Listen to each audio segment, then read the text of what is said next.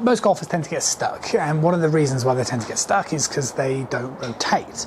But it's not quite as simple as that. One of the other things that golfers tend to lack is hip depth. So if I was to swing towards you guys and we drew a line on the back of my hips here, what needs to happen in the through swing is not only do we need to be able to sort of trigger rotation, but we also need to be able to retain hip depth, which means that the lead hip needs to go behind the line. The reason why hip depth is so important is because when you get hip depth, it tilts the pelvis. So for example, what we're not looking to do is sort of rotate like this, because as you can see, my shoulders are too horizontal. If I have hip depth, which basically means I move the pelvis in this kind of angle behind the line as I just demonstrated, it tilts the pelvis. The benefit when the pelvis becomes tilted is it tilts the spine, and it obviously means that my head can stay on the back of the golf ball. That's the kind of thing that we're looking for. Now, with a lot of my online students, when we do things like video calls and back and forth communication, that's how we go about this, doing these sort of drills and feelings. But what always becomes the epiphany moment is the upper part of the lead leg. This is something I've been talking about really as a bit of a theme on the channel quite recently, but I wanted to just make sure we're putting some focus in towards it. Because the upper part of that lead leg needs to go pointing towards the target. Okay, because what needs to happen is we need to trigger enough rotation, and what will happen in the downswing is you'll put weight on towards that lead leg, so we need to get the weight off that lead leg, so the upper part of that, your left thigh, needs to face towards the target.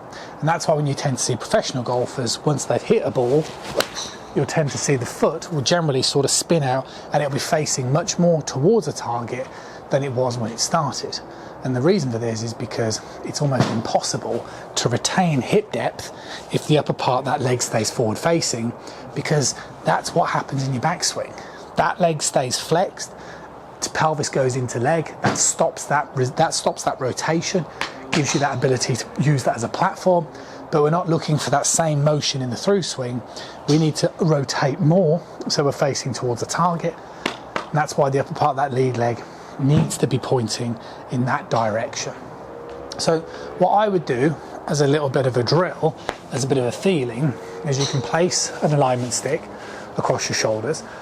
You're trying to imagine it's a bit like a windmill, okay? So you're trying to point the alignment stick as vertical as you can, meaning pointing it down towards the ball as much as you can.